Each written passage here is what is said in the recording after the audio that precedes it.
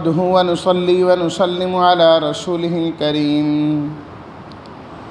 أما بعد فأعوذ بالله من الشيطان الرجيم بسم الله الرحمن الرحيم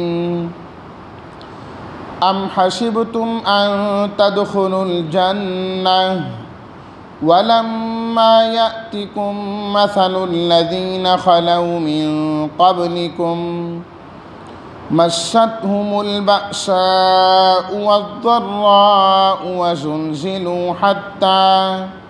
حتى يقول الرسول والذين آمنوا معه متى نصر الله ألا إن نصر الله قريب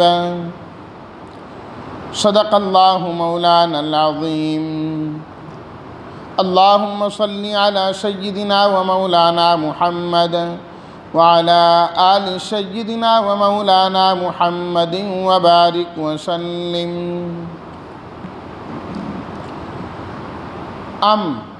اس کا معنی ہے کیا؟ حسبتم گمان کر لیا تم نے، تدخلو دخول سے ہے، اردو میں بھی استعمال ہوتا ہے داخل ہونا، لما ابھی تک،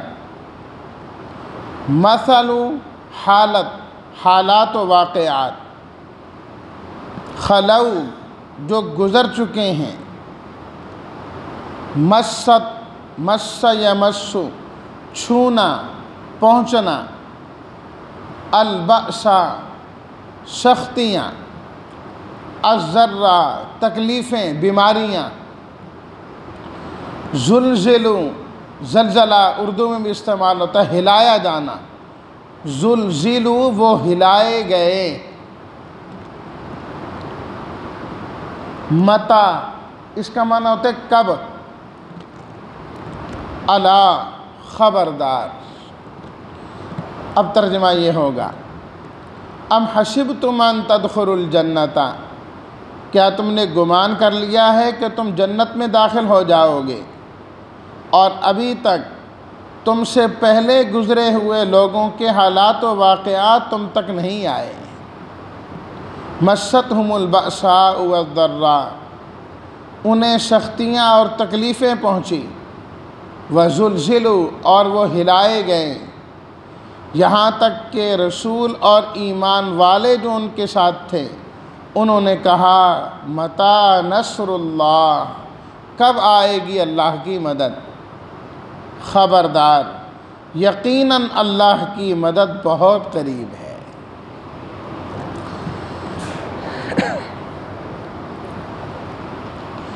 اس آیہ مبارکہ میں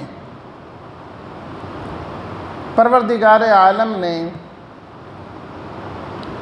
اہل ایمان کو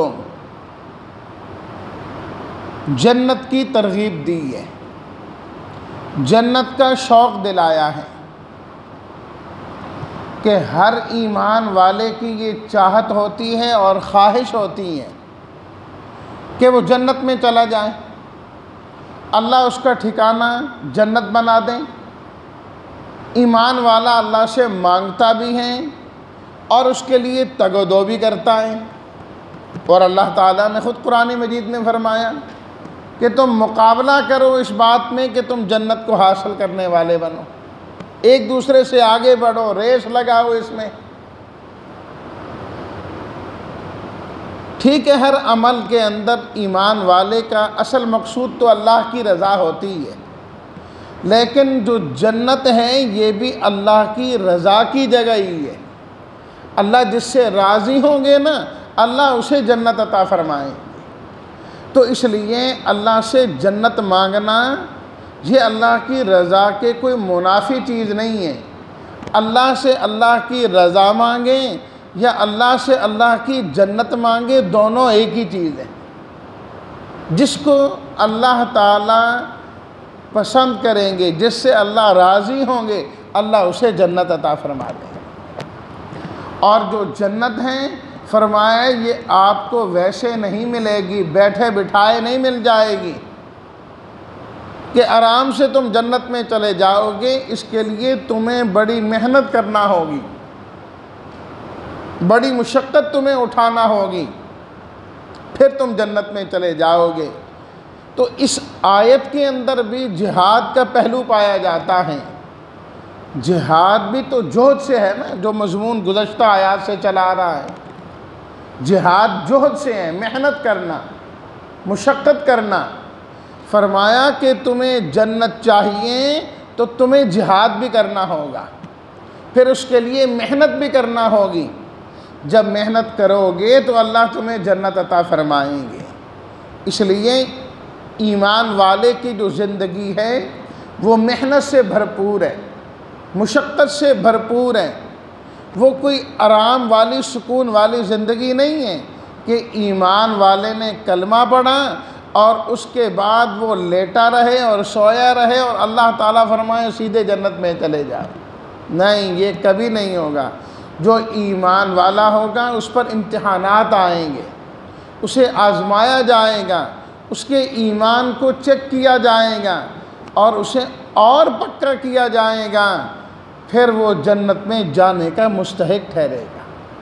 اس لیے ایمان والے کو ہمیشہ اور ہمہ وقت اپنے آپ کو امتحانات کے لیے، آزمائشوں کے لیے، محنت کے لیے، ریاضت کے لیے، مشقت کے لیے تیار رکھنا چاہیے۔ ایک محنت سے، مشقت سے نکلے گا، دوسری میں آ جائے گا، دوسری سے نکلے گا، تیسرا امتحان اس کے سامنے آ جائے گا۔ ایک صبر آزما امتحان کو پاس کر جائے گا، بظاہر یہ سمجھے گا کہ اب سکون ہی سکون ہے، نہیں، اس سے بڑا امتحان اس کی زندگی میں پھر آ جائے گا۔ اس لیے گھبرانا نہیں ہے۔ ایمان والے نے اپنے عزائم کو، نیت کو پکا کرنا ہے اور مضبوط کرنا ہے۔ ام حسبتم ان تدخلوا الجنۃ، اے ایمان والو تم نے کیا سمجھا تم ویسی جنت میں چلے جاؤ گے؟ وَلَمَّا يَأْتِكُمْ مَثَلُ الَّذِينَ خَلَوْا مِن قَبْلِكُمْ، ابھی تک تو وہ حالات تمہارے اوپر آئے نہیں جو تم سے پہلے لوگوں پر آئے تھے۔ وہ کتنی مشقتوں سے گزرے، وہ چیزیں تمہارے اوپر نہیں آئیں۔ مَسَّتْهُمُ الْبَأْسَاءُ، فرمایا کہ جو تم سے پہلے لوگ تھے نا، انہیں بڑی تکلیفیں پہنچیں، مالی اعتبار سے بھی پہنچی اور جانی اعتبار سے بھی پہنچی۔ دو لفظ اللہ نے استعمال کیے، البأساء، الضراء۔ علامہ جلال الدین سیوطی رحمۃ اللہ علیہ فرماتے ہیں البأساء اس کا تعلق ہے مالی تکلیفوں کے ساتھ، پریشانیوں کے ساتھ، اور الضراء اس کا تعلق ہے جسمانی تکلیفوں اور پریشانیوں کے ساتھ، کہ اللہ تعالیٰ نے مالی اعتبار سے بھی ان کو بڑی تنگیاں دیں، فقر و فاقہ دیا، مال ان کا لے لیا گیا۔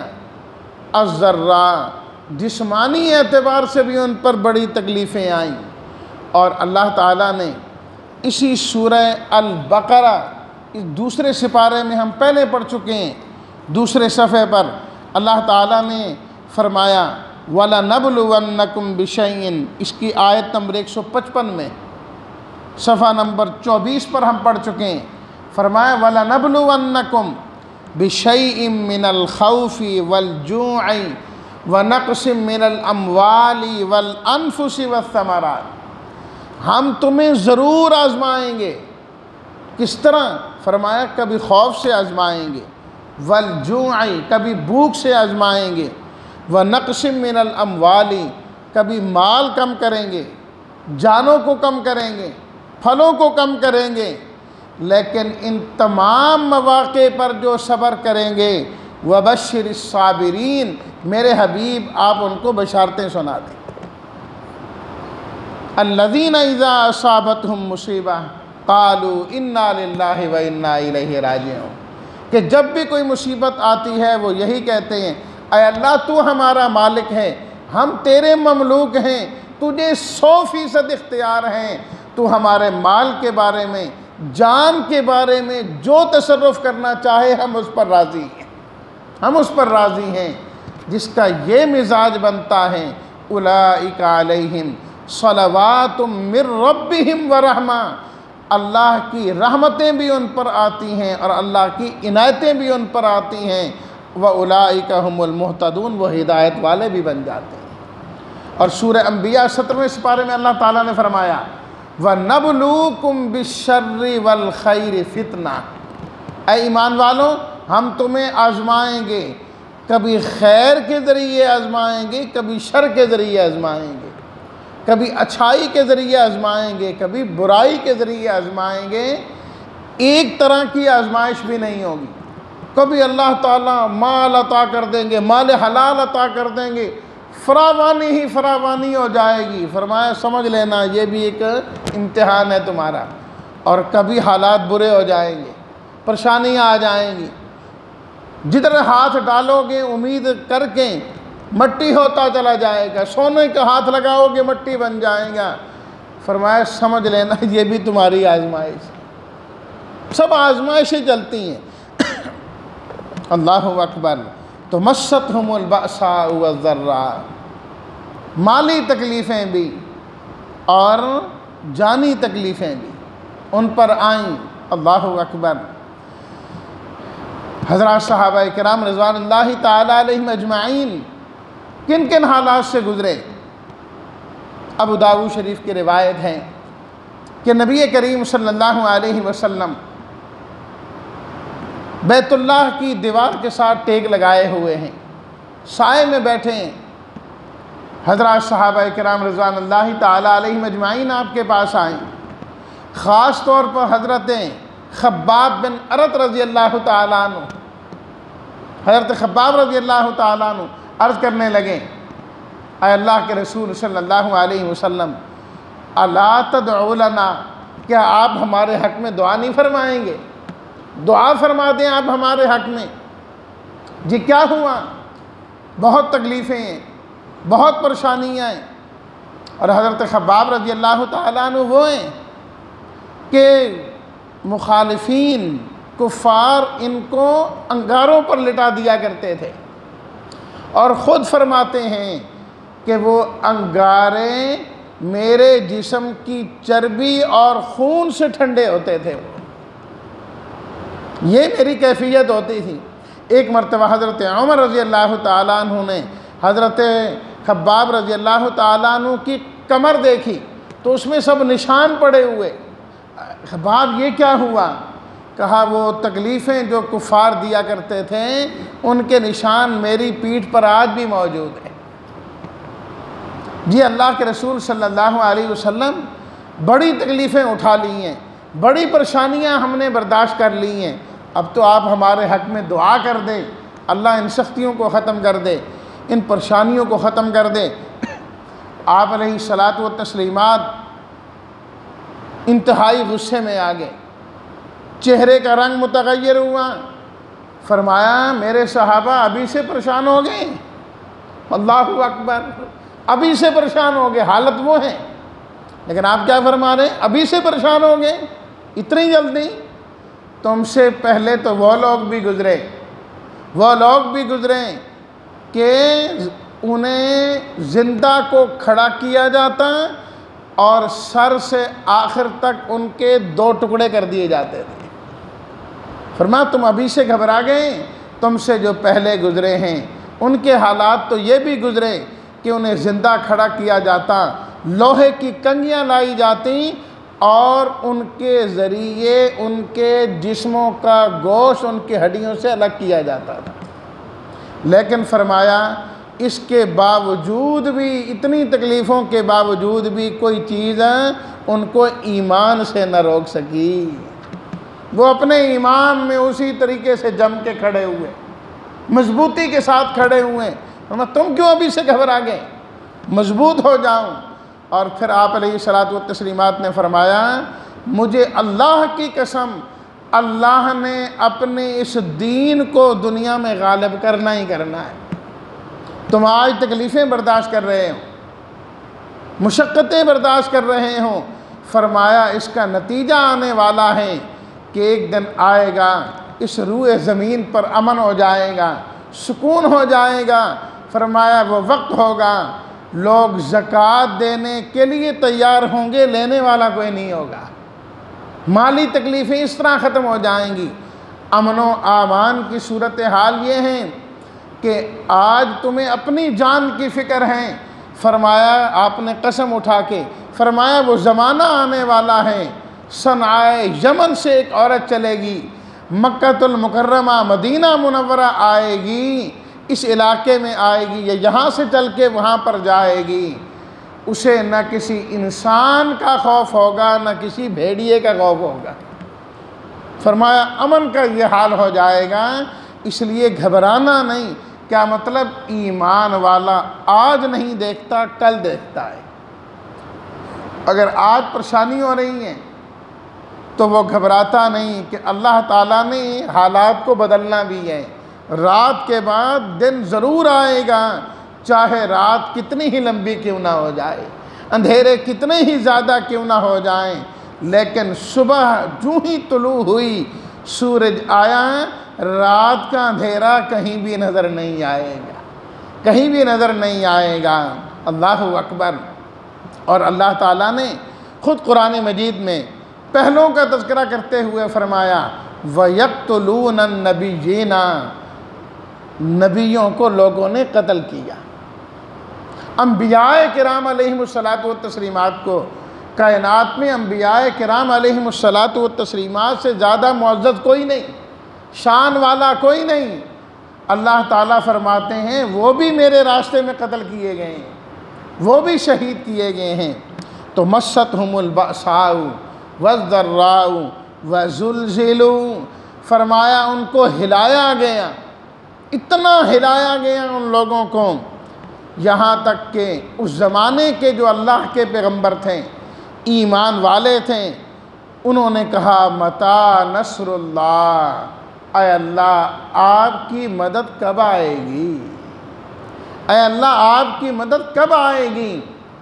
اللہ کی مدد آنے میں انہیں کوئی شک نہیں تھا کہ پتہ نہیں آئے گی کہ نہیں آئے گی، نہیں، اللہ کا وعدہ ہے مدد تو آنی ہے، لیکن اپنی اضطراری حالت کا ذکر کر رہے ہیں۔ یا اللہ ہمیں آپ کے وعدوں پر یقین ہے، 100% یقین ہے، آپ ہماری مدد فرمائیں گے، نصرت آئے گی، لیکن اے اللہ آپ کی مدد اور نصرت اب جلدی آنی چاہیے، کیونکہ تکالیف اور مصیبتیں بہت بڑھ گئی ہیں۔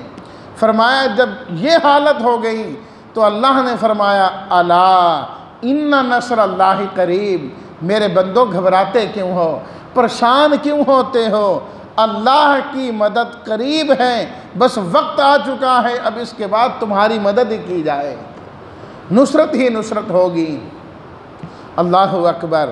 تو اس لیے محنت کے لیے اپنے آپ کو مسلمان نے تیار کرنا ہے، محنت کر کے جنت میں جانا ہے۔ حدیث میں آتا ہے نبی کریم صلی اللہ علیہ وسلم نے ارشاد فرمایا اللہ نے جنت کو بھی پیدا کیا، اللہ نے جہنم کو بھی پیدا کیا۔ جبریل امین سے فرمایا کہ آپ ذرا ان دونوں کا چکر لگا کر آئیں، وزٹ کر کے آئیں، جنت دیکھیں جہنم دیکھیں۔ جبریل امین نے دونوں کو دیکھا، بارگاہ الہی میں حاضر ہوئے، جی میں دیکھ آیا ہوں، اب بتائیں جی دونوں کے بارے میں کیا ہے۔ پروردگار جنت کا جو بھی سنے گا نا وہ تو جنت میں ہی جائے گا، جہنم میں کس نے جانا ہے؟ سارے جنت میں جائیں گے، کوئی بندہ نہیں جاتا جہنم میں، سارے جنت میں جائیں گے۔ آپ نے جنت ہی ایسی بنائی۔ اچھا، اس کے بعد آپ علیہ الصلاۃ والتسلیمات نے فرمایا کہ اللہ تعالیٰ نے اس جنت کو مکارہ مشکلات سے ڈھانپ دیا، اس کے ارد گرد باڑ لگا دی، مشکلات کی، مالی مشکلات، جانی مشکلات، فلاں مشکل فلاں مشکل فلاں مشکل، جس نے جنت میں جانا ہے ان مشکلات کو عبور کر کے جانا ہے۔ اور جو جنت ہے اللہ نے اس کے ارد گرد مرغوب چیزوں کی، خواہشات والی چیزوں کی باڑ لگا دی کہ جسے دیکھتے ہی انسان کا دل کرتا ہے اس کو تو لے لوں، اس کو تو حاصل کرنا چاہیے، حرام حلال وہ بات کی بات ہے۔ فرمایا جہنم کے ارد گرد اللہ نے یہ چیزیں رکھ دی۔ جبریل، ہاں پروردگار، فرمایا ذرا جنت اور جہنم کا پھر چکر لگا کے آؤ۔ حضرت جبریل امین پھر گئے، پروردگار اب بھی دیکھ آیا ہوں، اب بتاؤں؟ فرمایا کہ اب تو کوئی قسمت والا ہی ہوگا جو جنت میں جائے گا، ورنہ سارے ہی جہنم میں جائیں گے اب تو، کیونکہ ادھر تو مشکلات ہیں، مشکلات میں کون جاتا ہے؟ کوئی بھی نہیں جائے گا، سارے مرغوب چیزوں کے پیچھے جائیں گے اور وہ مرغوب چیزیں انسان کو جہنم کے اندر لے کے جائیں گی۔ تو بھئی جنت کی باڑ اللہ نے مشکلات کی رکھی ہے، مشکلات کی رکھی ہیں، اسے عبور کریں گے تو جنت میں جائیں گے۔